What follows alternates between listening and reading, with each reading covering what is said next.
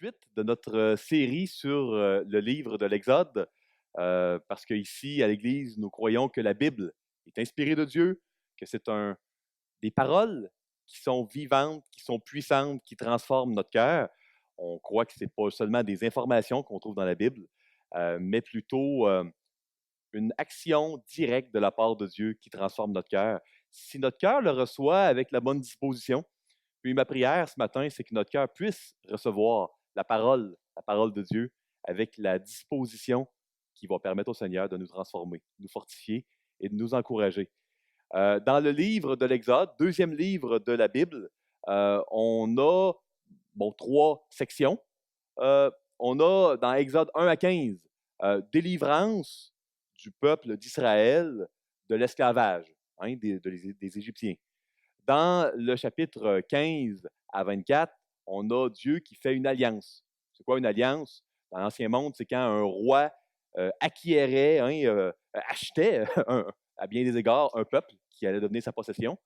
Et dans Exode, au chapitre, on a une petite erreur ici, mais c'est pas 15, c'est bel et bien 25 à 40, on a Dieu qui, puis là on lit ça, les mensurations du tabernacle et puis le lieu très saint, tout ça, qu'on se dit, hey, c'est long, mais c'est Dieu qui bâtit une habitation au milieu du peuple qui vient d'acheter, qui a délivré auparavant. Nous, on est dans Exode 1 à 15, au chapitre 3. Dans le chapitre 1, on a vu que Dieu était toujours fidèle à l'alliance qu'il avait faite à Abraham, que par sa descendance, il y aurait une bénédiction pour toutes les nations de la terre. On voit que ça va prendre place ensuite à petite échelle en Moïse, au chapitre 2, on a vu ça la semaine dernière, qui a été le sauveur, petit s, de son peuple. Et puis aujourd'hui, on va voir une rencontre inattendue. Je ne sais pas si vous, ça vous est déjà arrivé de vous lever le matin, vous allez à l'école, au travail, peu importe, puis c'était une journée qui semblait comme toutes les autres. Puis c'est une journée qui peut-être a transformé votre vie. J'ai, il y a 2 ans, été faire une retraite de conseil biblique avec une femme qui s'appelle Johnny Erickson Tada, qui était là avec son mari, puis qui nous a partagé son témoignage. Puis comment, alors qu'elle n'avait même pas 20 ans, un saut, un plongeon, l'a rendu quadraplégique. Sa vie a été changée pour toujours, pas au ciel, mais sur terre. Et puis Dieu l'a utilisé puissamment, mais ça a été un moment clé, journée comme les autres, où sa vie a changé. Peut-être que plus positivement, vous dites, hey, moi, il y a une journée où j'ai rencontré mon amoureux, mon amoureuse, puis ça a été une journée très spéciale, ça a changé à bien des égards le reste de ma vie. Peut-être que vous avez eu un enfant, une journée spéciale. Peut-être que la journée où vous avez rencontré le Seigneur a été une journée spéciale, je l'espère. Eh bien, c'est ce genre de spécial-là qu'on va voir aujourd'hui. On va voir ce que plusieurs théologiens considèrent comme la conversion de Moïse. Définitivement son appel. Une journée comme toutes les autres où Moïse rencontre Dieu. Et puis cette rencontre-là a changé le reste de sa vie. Vous savez, la Bible, on le répète souvent, est un livre qui est centré sur Jésus. Tout dans la Bible pointe vers Jésus. Le fil conducteur, c'est le royaume. Un roi qui a acheté un peuple qu'il poursuit avec amour. La structure de la Bible, c'est 2 alliances, l'ancienne et la nouvelle. Prions pour que le Seigneur puisse toucher nos cœurs. Seigneur Dieu, on est réunis en ton nom parce qu'on veut entendre ce que tu as à nous dire.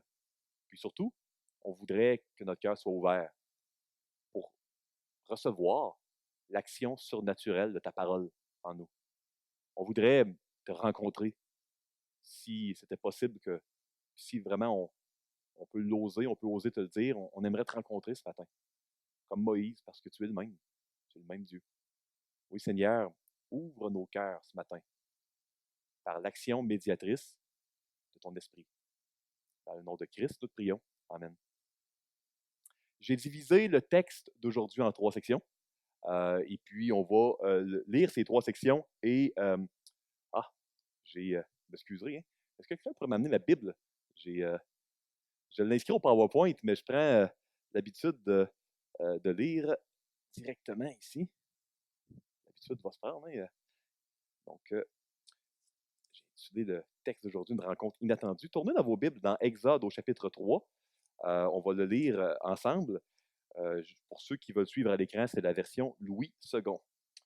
Donc, commençons par les versets 1 à 6, où on voit une révélation. Dieu qui se révèle dans un buisson enflammé, un buisson ardent.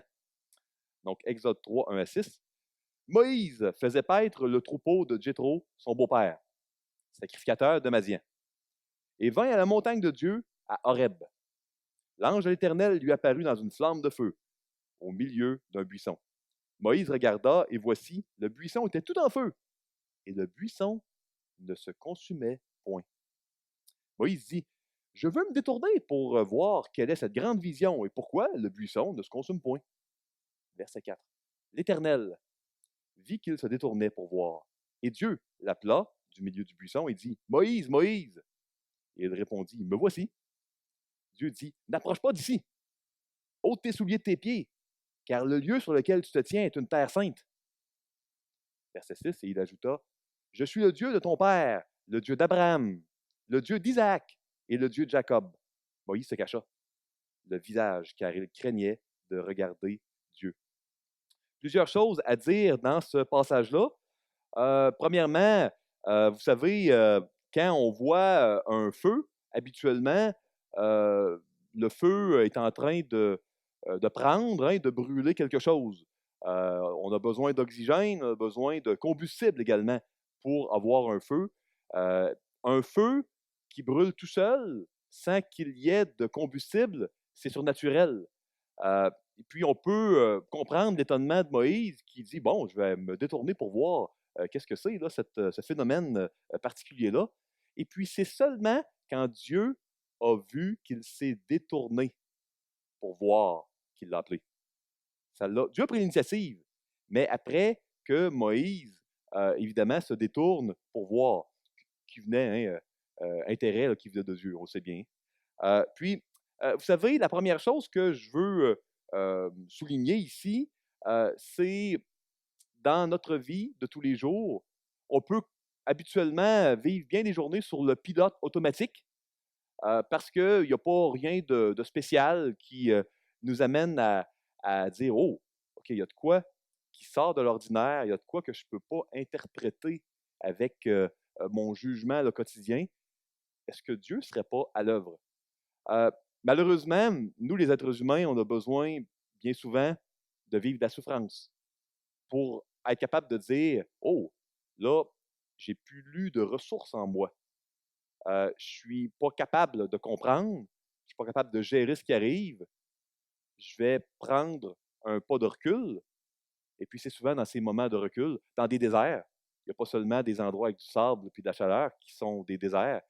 Vous savez, on n'a pas tous été en Arabie ou dans les déserts aux États-Unis, au Moyen-Orient, mais on a tous vécu des déserts ici, des moments où on était au bout de nos moyens, où on sentait qu'on n'était pas capable de gérer tout seul. C'est dans ces moments-là que Dieu nous parle. Dieu parle à ceux qui veulent bien l'écouter. C'est dans ces moments-là qu'on peut entendre la voix de Dieu, puis vivre des rencontres qui peuvent changer le reste de notre vie. Vous savez, quand Moïse regarde, il voit Dieu, une manifestation de Dieu. Pourquoi Dieu a-t-il choisi un feu? C'est souvent le cas. Hein? On a plus loin dans l'Exode la colonne de feu puis de nuée. On a en haut du Sinaï également le feu. Donc, Dieu se représente souvent avec du feu. J'ai mis deux passages ici. On a, dans Exode 24, on est au plein milieu là, de cette alliance qui est ratifiée, qui est conclue entre le peuple et entre Dieu. L'aspect de la gloire de l'Éternel était comme un feu, dévorant sur le sommet de la montagne, aux yeux des enfants d'Israël. Dans Hébreux 12, un verset qui touche, à mon opinion, là, à l'adoration, puis à la louange, à bien des égards. C'est pourquoi, recevant un royaume inébranlable, montrons notre reconnaissance en rendant à Dieu un culte qui lui soit agréable, avec piété et crainte, car notre Dieu est un feu dévorant. Vous savez, Dieu nous a donné plusieurs facultés. On a la raison, on a une tête et on doit s'en servir. Vous êtes d'accord avec ça? J'espère. Mais on est également doté d'émotions et on doit s'en servir aussi. Vous savez, notre raison est déchue, elle a été abîmée par le péché, nos émotions aussi. Notre raison doit fonctionner à l'intérieur de l'autorité de la parole de Dieu. et nos émotions aussi. Parfois, on peut être en réaction contre la raison, en disant, elle est déchue, je vais écouter, puis souvent, écoute ton cœur, écoute, puis on parle, on dit ça souvent à la québécoise, écoute tes émotions. Parce qu'on est en réaction contre notre raison, contre des mauvais choix que notre tête a pu nous amener à prendre. Mais des fois, on est en réaction contre nos émotions, puis on se dit, ah ben, je vais bloquer tout ça. Alors que Dieu, il veut renouveler notre intelligence, mais il veut également qu'on recherche les bonnes émotions pour les bonnes raisons, au bon endroit et au bon moment. C'est ce qu'on voit dans la Bible. Euh, Réjouissez-vous en Dieu, hein? C'est un impératif. Rendez grâce en toutes choses, la reconnaissance, les fruits de l'esprit, il y en a plusieurs qui c'est des émotions. Et puis ici, on voit que Dieu apparaît dans un feu dévorant parce qu'il sait qu'on est fait de raison et d'émotions, puis que Moïse a bon d'éprouver de la crainte. Il a bon d'éprouver de la crainte. Une bonne émotion, biblique, pour la bonne raison, Dieu est devant toi dans un buisson ardent, au bon moment. La bonne manière d'approcher Dieu, c'est avec une révérence, avec une crainte. J'aimerais maintenant vous poser la question, quel attribut a le feu? Parce que si Dieu se présente souvent comme un feu, certainement qu'il veut qu'on comprenne quelque chose. J'en ai mis quelques-uns, il y en a d'autres. On peut prendre de l'eau, puis peut essayer de bouger l'eau hein, avec nos mains, mais mettez la main dans le feu, essayez de bouger le feu, ou plutôt ne le faites pas. Hein. Vous allez vous apercevoir que ça brûle, puis ça ne marche pas. C'est un double échec. Le feu éclaire, puis il donne de la lumière qui nous empêche de trébucher. Puis Dieu est la personne qui nous permet de voir clair, de se voir clairement, puis de voir notre vie si-bas clairement, le but de la vie, comment on doit voir les autres. Le feu est redoutable. Vous savez, on peut tuer quelqu'un avec du feu. Puis le feu, c'est dangereux. Puis Dieu est redoutable. C'est ce que la parole nous enseigne. Maintenant, le feu, ça purifie. C'est comme ça qu'on purifie des métaux, des impuretés.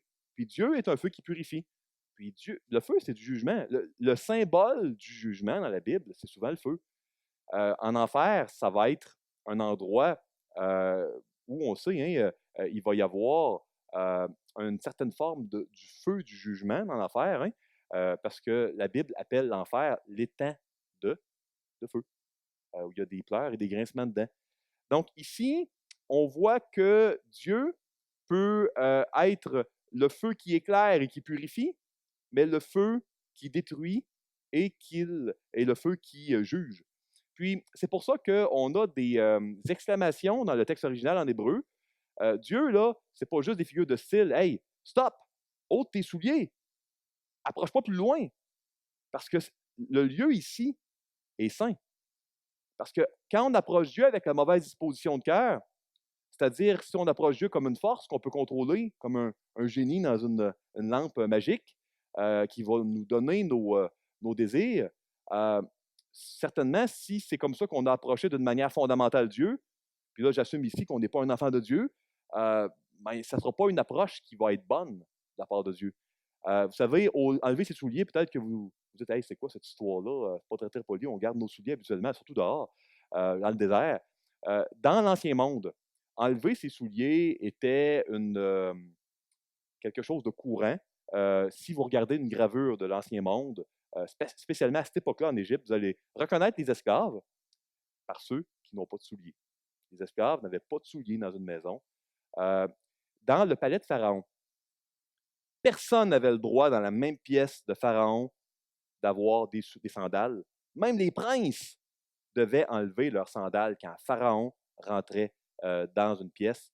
Dans les temples égyptiens, vous savez, les prêtres, quand ils rentraient dans le temple, enlevaient leurs souliers. C'était une posture d'humilité. Puis, vous savez, c'est facile de dire Moïse, sois humble, puis sois conscient que Dieu est redoutable. S'il y a un feu, puis Dieu dit avec sa voix, d'une manière audible, stop, approche pas plus. Là, on peut comprendre certainement l'émotion de révérence et de sérieux que Dieu voulait que Moïse aille la bonne émotion au bon moment, basée sur la parole de Dieu pour des bonnes raisons. Maintenant, il y a également un aspect de hâte quand on a nos sandales. Je vous ai mis ici un Exode 12. On va revenir plus tard là-dessus, mais il mentionnait que quand vous mangerez, puis là, la Pâque, vous aurez vos reins sains, vos souliers aux pieds, hein, et vous mangerez à la hâte. Donc, euh, enlever ses souliers, ça nous met dans une posture là, qu'on on est là pour un petit bout de temps. Enlever nos sandales, on n'est pas juste de passage vite, vite. On est là pour prendre le temps de, si on est de face à Dieu, de comprendre, puis d'écouter, puis de voir ce qui va se passer. Euh, on a l'habitude, je crois, de mal comprendre ces passages-là. Et puis souvent, nous, on dit, ah ben non, regarde, Dieu, il comprend, on est sauvé, puis euh, on peut le prier partout, hein, on est bénis, nous. Dieu est omniprésent, il nous entend, Dieu intercède, donc on va le prier peut-être en auto, puis c'est bien, je le fais, peut-être dans la file du McDonald's en allant acheter un Big Mac. Peut-être que vous allez le prier également, là, vous êtes peut-être même que vous êtes au téléphone avec quelqu'un ou en train de discuter, puis là, petite prière rapide. Euh, Écoutez, c'est bon tout ça. Continuez à le faire. Mais sachez que si vous prenez le temps de vous agenouiller, puis de faire l'équivalent d'ôter des souliers, vous n'êtes pas obligé de les enlever, mais l'équivalent de vous mettre dans une posture humble, une posture d'infériorité, puis une posture qui fait que vous n'êtes pas à la hâte, que vous allez prendre le temps. Ce que ça veut dire pour vous, éteindre votre cellulaire en mode avion, est-ce que ça veut dire aller à un endroit où vous ne serez pas dérangé? J'ai aucune idée. Mais si vous prenez une posture d'humilité et puis vous prenez le temps, vous coupez toute interruption, vous allez peut-être vivre des rencontres avec Dieu qui vont être plus transformatrices que vos prières dans la file du McDonald's en regardant le numéro de votre commande là, qui doit arriver d'une minute à l'autre. Vous ne voulez pas la manquer. Donc, ça ne sera pas le même effet. Donc, il y a des leçons à tirer ici. Bon, maintenant, il y aurait d'autres choses à dire. On voit que Moïse, Dieu l'appelle par son nom. Et puis, dans les dialogues qu'on a avec Dieu dans les Écritures, il est typique de voir l'Éternel s'adresser à la personne par son nom, et puis souvent répéter deux fois. On le voit dans le cas de Samuel. Samuel, Samuel, on le voit dans le cas également de Saul de Tarse sur le chemin de Damas. Donc, notre Dieu n'est pas un Dieu lointain, impersonnel, c'est un Dieu qui nous rencontre d'une manière personnelle en nous appelant par notre nom. C'est ça le Dieu de la Bible. C'est le Dieu que l'on sert. Maintenant, on peut également amener toutes sortes de questions. Hein. Il dit que c'est un sol saint. Y a-t-il des sols qui sont pécheurs? C'est quoi qu'est-ce que ça veut dire? C'est un sol qui est saint parce que quand Dieu se manifeste à un endroit, il sanctifie tout ce qui est autour de lui.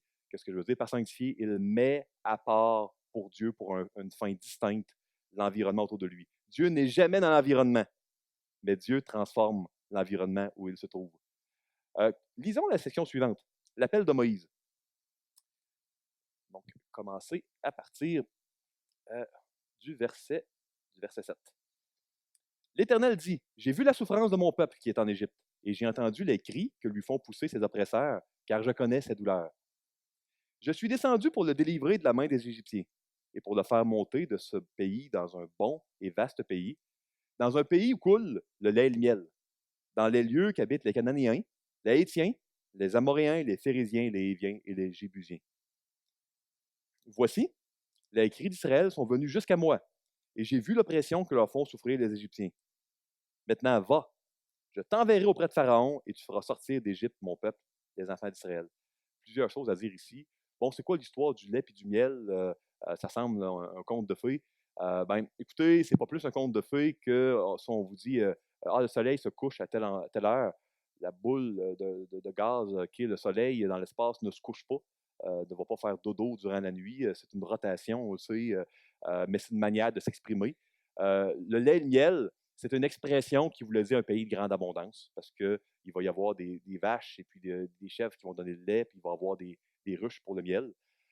Donc Dieu dit qu'il va délivrer, puis pas promener n'importe où, amener dans l'abondance. Le plan de Dieu pour son peuple, c'est l'abondance. Quand il dit qu'il connaît ses douleurs, le verbe hébreu yada, qui est le même mot qui veut dire être en alliance avec quelqu'un, un peu du style Adam connu Ève et Ève tombant enceinte. Là. Yada en hébreu ancien, c'est que tu connais, mais tu connais par union avec quelqu'un, en étant en alliance avec quelqu'un, tu connais, mais c'est plus qu'intellectuel. Tu prends part à bien, bien des égards. Et puis, c'est ce genre de connaissance-là, très, très personnelle, que Dieu avait. Ça ne nous surprend pas. On sait que la Bible nous le montre, Dieu comprend la souffrance que l'on vit, il souffre avec nous.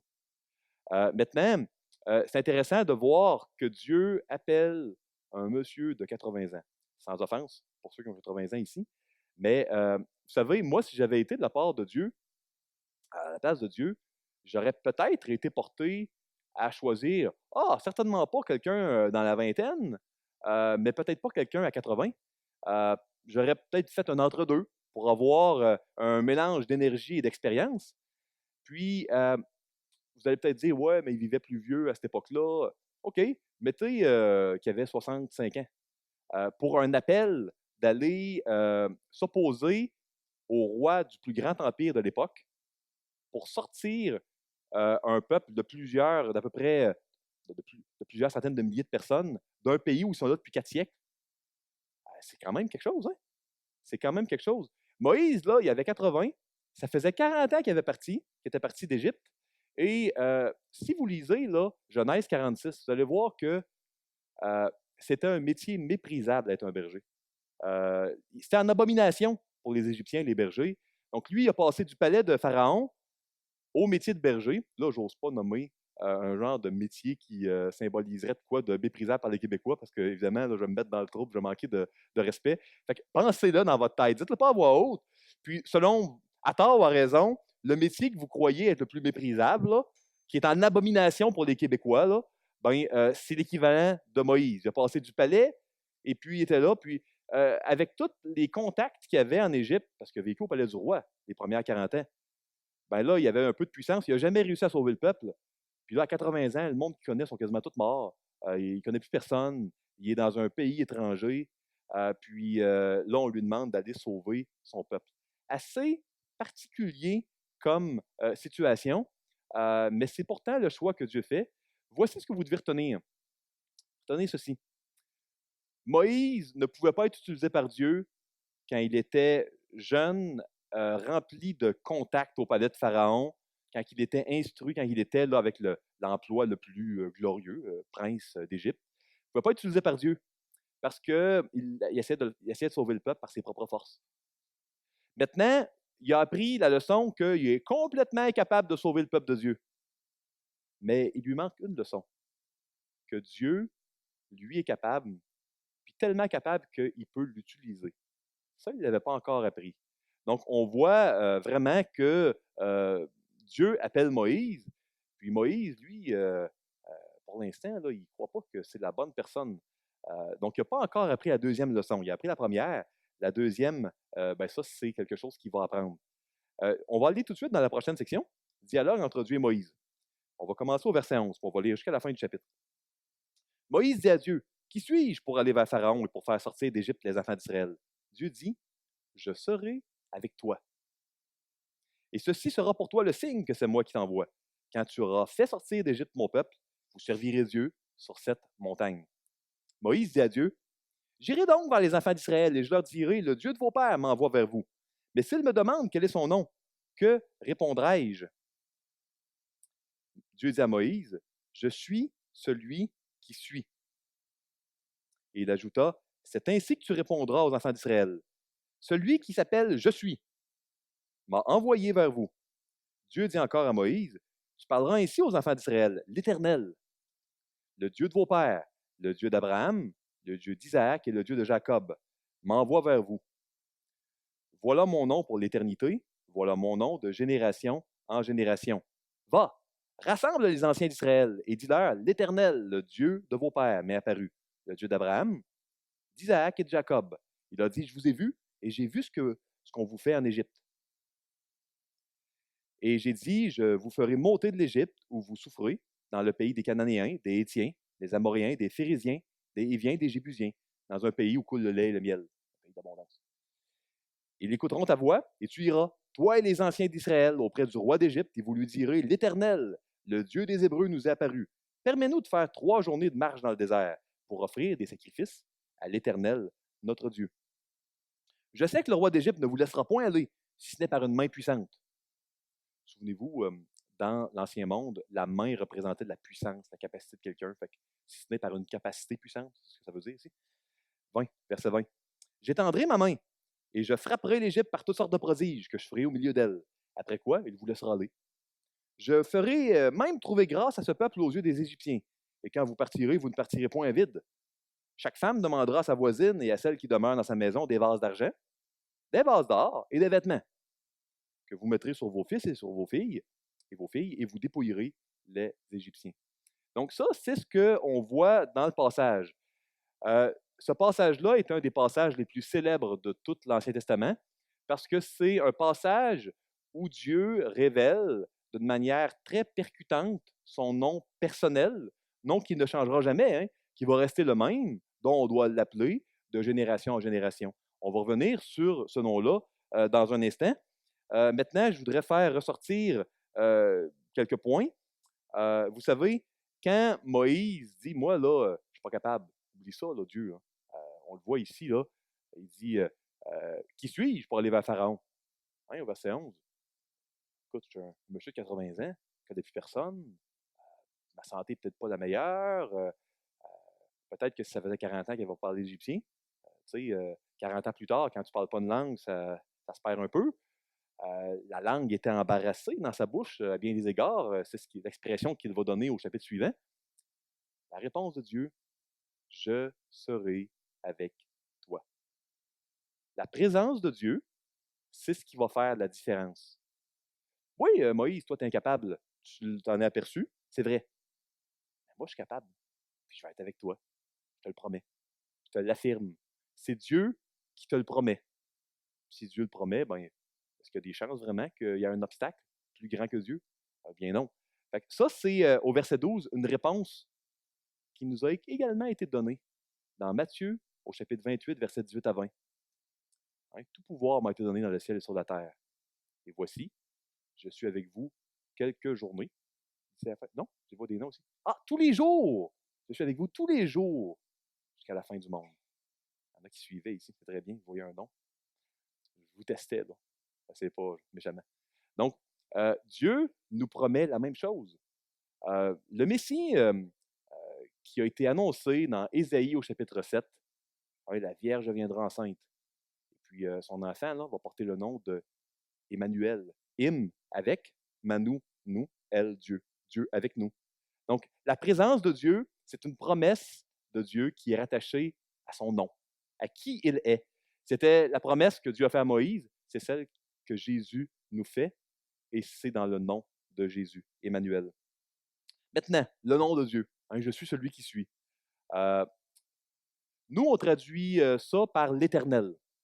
Mais si on était en train de lire dans le langage hébraïque ancien, on verrait que c'est Yahweh. J'ai mis la translittération, puis vous avez avec les caractères hébraïques en haut. Puis Yahweh, c'est le verbe être. Ça peut être traduit par je suis, dans le fond, celui qui est, ou je serai celui qui sera, je suis celui qui sera.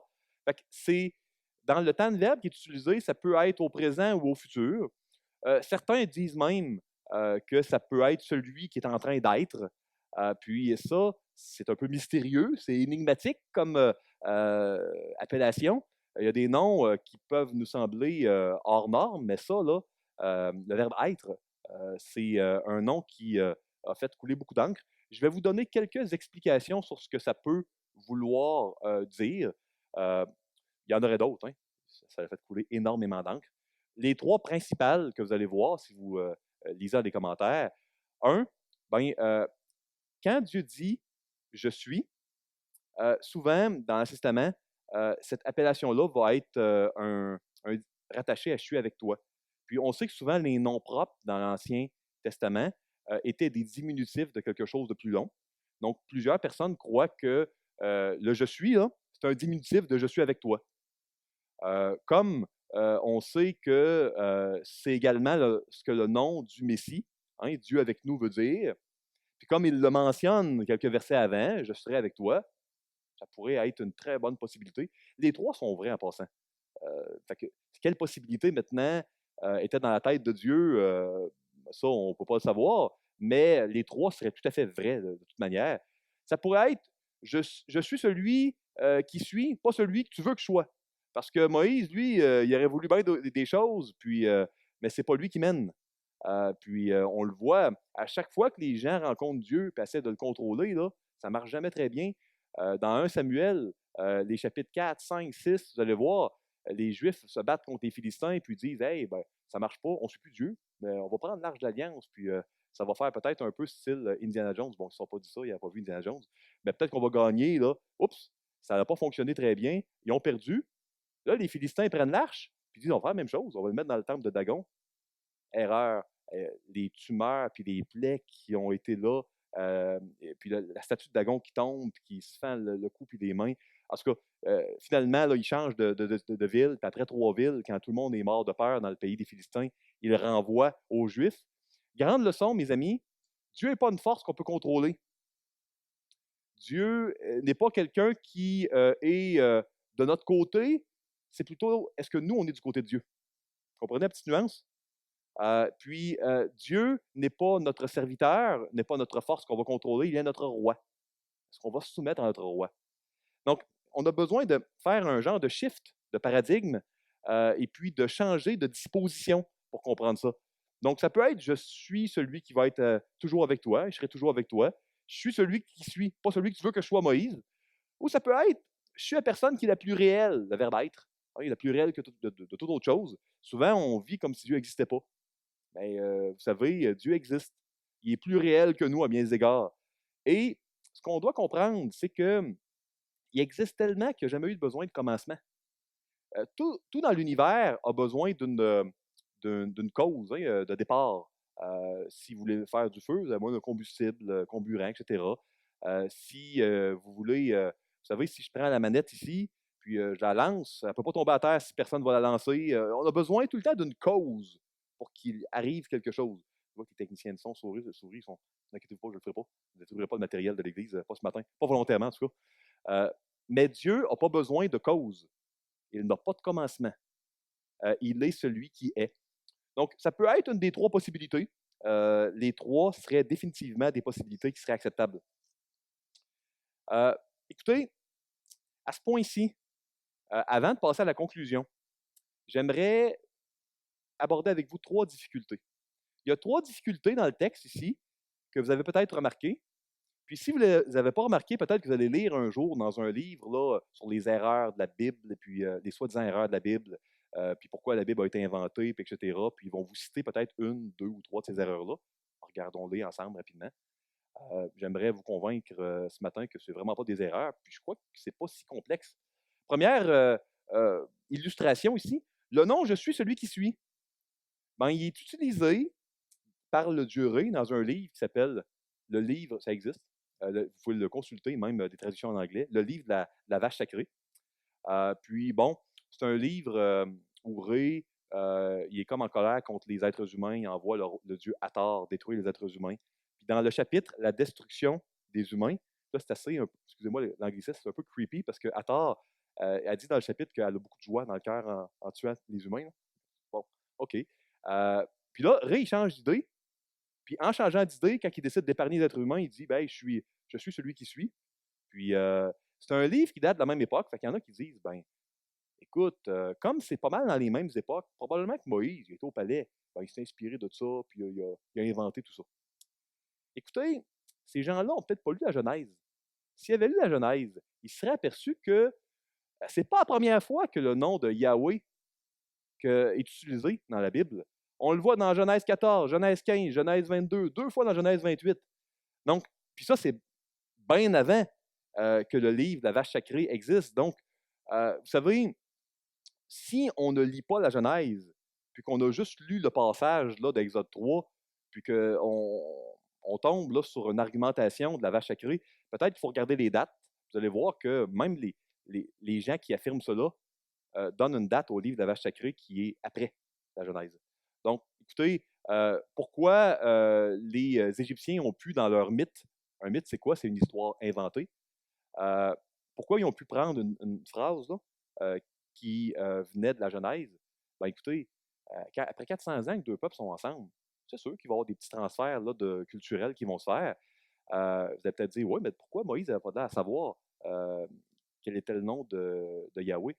Moïse connaissait bien des choses sur Dieu, mais il ne suivait pas Dieu. il n'avait pas circoncis ses enfants, en tout cas, ce qui était la chose de base que les Juifs qui suivaient Dieu faisaient de l'époque. On va le voir au chapitre 4, quand notre frère Doc va nous enseigner le chapitre 4 la semaine prochaine. Ça, c'est une autre histoire. Mais il semble qu'il ne connaissait pas tout à ce moment-là. Ou peut-être qu'il savait, mais il ne savait pas quel nom Dieu donnerait. Il n'avait pas encore rencontré Dieu de manière personnelle. Deuxième difficulté, au verset 18, Dieu dit à Moïse de demander à Pharaon la permission d'aller 3 jours dans le désert pour l'adorer. Or, il dit un peu plus tôt qu'il veut délivrer le peuple des Égyptiens. Est-ce que Dieu est hypocrite? Dans le fond, il encourage même Moïse à mentir à Pharaon, puis à dire un faux prétexte, tromper, un petit peu de tromperie, puis de mensonge pour arriver au fin. Ah non! Vous devez comprendre une chose. Dieu, il est vérité. Puis si Pharaon avait accepté de laisser aller le peuple 3 jours au désert, ben, probablement que Dieu n'aurait pas eu besoin de délivrer parce qu'il n'aurait pas eu rien à délivrer. Dieu voulait démontrer la mauvaise foi de Pharaon. Dieu voulait démontrer que Pharaon, là, il n'aurait même pas permis au peuple d'aller 3 jours pour adorer leur Dieu. Donc, encore moins d'être délivré puis de pouvoir suivre pleinement l'Éternel. Donc, Dieu connaît le futur, puis il voulait démontrer la bonne foi de Pharaon, mais il n'a jamais eu d'intention hypocrite. Et dernière difficulté, au verset 21-22, Dieu dit, vous allez voir, là, vous ne partirez pas à vide, des amis. Les femmes vont demander aux femmes égyptiennes des vases d'argent, des vases d'or, des vêtements. Vous allez donner ça à vos enfants. Un genre de magasinage là, gratuit. Pas besoin de carte cadeau. Écoutez, vous allez dépouiller les Égyptiens. Bon, dépouiller. Comment un Dieu bon et juste peut dire on va aller les voler? Vous allez voir, là, ça ne coûtera rien. Vous devez comprendre une chose. Ça faisait 400 ans que les enfants d'Israël vivaient l'esclavage et la pauvreté la plus abjecte. Il n'y avait pas de salaire, ils étaient opprimés, puis Dieu institue, on le voit à plein d'endroits dans la Bible, de quoi de contre-culturel, de révolutionnaire. Ça ne marchera pas de même, l'esclavage. Désormais, là, les esclaves, là, ils vont avoir une fin à leur esclavage, puis ils vont avoir un salaire, puis ils vont avoir des règles, puis vous ne ferez pas ce que vous voulez avec les esclaves. Je vais donner un exemple dans Deutéronome 15. Si l'un de tes frères hébreux, homme ou femme, se vend à toi, il te servira 6 années, mais la 6e année, tu le renverras libre de chez toi. Et lorsque tu le renverras libre de chez toi, tu ne le renverras point à vide. Ah, l'expression qui revient ici. Tu lui feras des présents de ton menu bétail, de ton air, de ton pressoir, ce que tu auras par la bénédiction de l'Éternel, ton Dieu. Donc, Dieu veut qu'on prenne soin de notre prochain. Puis que l'esclavage, que ça ne soit pas comme les Égyptiens faisaient. Donc, après 400 ans qui n'ont pas de salaire, Dieu s'organise surnaturellement pour que, volontairement, les femmes égyptiennes donnent vraiment des biens. Et puis, c'est le verbe natsal en hébreu ancien qui veut dire, qui réfère aussi à un butin de guerre, il y a une délivrance qui est utilisée ici. Fait que c'est vraiment, quand Dieu part en guerre contre les Égyptiens, il va rectifier des injustices. Loin de vouloir être injuste envers les Égyptiens, Dieu veut rétablir la justice et l'équité ici. Conclusion. Première conclusion que je veux que vous suggérer d'apporter avec vous cette semaine. Vous savez, le plus grand mystère ici n'est pas que Dieu ait été dans une flamme de feu qui n'était pas en train de consumer le buisson. Puis le mot consumer pourrait être utilisé pour brûler. Le feu était la flamme était dans le buisson, mais ça ne brûlait pas le buisson. Le plus grand mystère, c'est que Dieu n'a pas consumé Moïse. Parce que le buisson, il n'avait rien fait à Dieu. En passant, les buissons, ça reflète souvent dans les Écritures, là, dans le livre des Juges, dans le livre de Daniel, des personnes ou des rois. Bon. Fait que, pourquoi Dieu a épargné Moïse? Je veux bien croire qu'il a enlevé ses sandales et qu'il s'est prosterné. On peut certainement tirer le parallèle au verset 2. Au verset 2, il est dit qu'il y avait quelque chose d'autre dans le buisson avec le feu. Il y avait l'ange de l'Éternel. Puis l'ange de l'Éternel était dans la flamme de feu. Donc, ce que Dieu fait, quand l'ange de l'Éternel est là, il y a une action de médiation, d'intercession. Dieu était dans le buisson sans le consumer. Dieu était avec Moïse sans le consumer. Puis à tous ceux ici qui sont des enfants de Dieu, Dieu est en vous sans vous consumer. Il consume les imperfections, il est clair. Dieu ne vous consume pas. Parce que de la même manière qu'il y avait l'ange éternel qui intercédait, ça ne consumait pas, Ben, nous, là, on a un médiateur. Et puis, c'est Jésus-Christ le juste. Et puis, ça permet qu'on ait la présence, une union avec Christ qui ne nous consume pas. Donc, ça, c'est quelque chose qu'on doit garder. On a le même miracle qu'on peut vivre. On peut le vivre si on donne notre vie à Jésus, si on rencontre Jésus. Puis, Moïse, ce qui l'a sauvé, c'était pas de connaître des choses sur Dieu. Ça ne l'a pas sauvé, ça. C'était de rencontrer Dieu. On peut connaître des choses sur Jésus, mais ne pas connaître Jésus. Moi, je vous pose la question. Connaissez-vous Jésus? Est-ce que vous l'avez déjà rencontré? Si vous voulez vivre le même miracle que Moïse, vous ne devez pas seulement connaître des choses, vous devez tout simplement rencontrer le Seigneur Jésus. Dans la même posture d'humilité, de reconnaissance de votre infériorité par rapport à lui, comme Moïse avait. Puis vous allez pouvoir vivre par la foi l'adoption. On est à la fête des pères. Peu importe qui était votre père terrestre, peu importe le bien ou le mal qu'il vous a fait, vous pouvez être adopté, Romains chapitre 8, par le Père céleste, qui est un Père parfait, qui va vous prendre comme fils, comme fille légitime. Puis, alors que Dieu est un Dieu dévorant, un feu dévorant, ce feu-là ne vous consumera pas si vous l'approchez en vous prosternant, en enlevant vos sandales, si vous vous appuyez sur ce que Jésus a fait à la croix. Si vous approchez Jésus de la bonne manière, vous n'allez pas avoir peur de lui, bien qu'il soit un Dieu redoutable. Connaître des choses sur Dieu ne sauve pas. Le salut provient de la foi. La foi, c'est pas, vous savez, de traiter Dieu comme un génie dans une bouteille. C'est pas non plus de ne plus pécher. Personne, à part Jésus, en est capable, malheureusement, présentement sur terre. La foi, c'est de reconnaître Dieu comme son Seigneur et puis de s'engager à lui obéir. Puis quand on pêche puis on offense Dieu, de le confesser, de se relever. Le juste tombe 7 fois, mais il se relève toujours. Donc, la vie d'un chrétien, c'est une vie de foi, puis c'est une vie de repentance continuelle.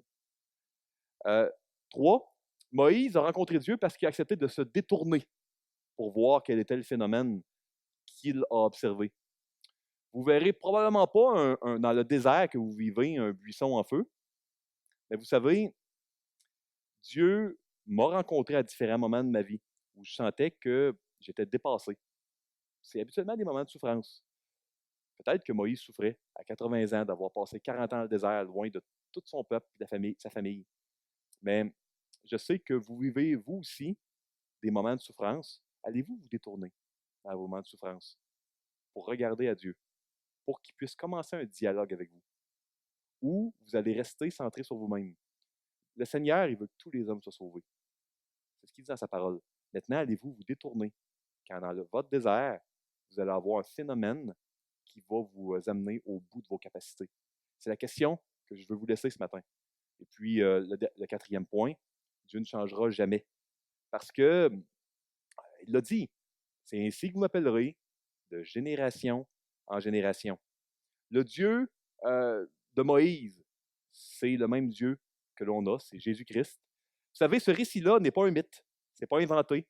Ça fait plus de 3000 ans que des Juifs partout dans le monde qui croient que ce récit-là est vraiment arrivé. Ça fait plus de 2000 ans que les croyants, les chrétiens de tout pays croient que ce récit-là s'est vraiment produit tel quel. Ce n'est pas une histoire fictive où on doit tirer une leçon. Ce Dieu-là est vraiment apparu dans un buisson ardent qui ne se consumait pas à Moïse il y a plus de 3000 ans. Et puis, ce Dieu-là, vous savez, a envoyé son Fils unique pour mourir sur la croix, pour que quiconque croit en lui, met sa foi en lui, dans la même posture que Moïse, devienne son enfant, puis ait la vie éternelle. Ces informations-là sont vraies. J'ai rencontré, moi, quand j'étais en secondaire 2, le Seigneur Jésus, dans un moment où, pour un jeune homme de secondaire 2, ben, je me sentais dépassé. Être dépassé quand on est en secondaire 2, c'est pas la même chose que quand on a 20 ans, 30 ans ou 50 ans. Mais on vit tous des moments où on peut se détourner. Puis moi, j'ai décidé de donner ma vie à Dieu. J'ai échappé bien des balles. Hein? Il y a bien des moments où j'ai pris des mauvaises directions, où je ne me suis pas détourné par la suite pour voir le buisson ardent. Le Seigneur, il me fait persévérer puis il me garde, comme on le chante parfois. S'il y a des gens ici qui n'ont jamais eu cette rencontre-là avec Dieu, prenez le temps de vous détourner pour que Dieu puisse engager un dialogue avec vous. Donnez votre vie au Seigneur.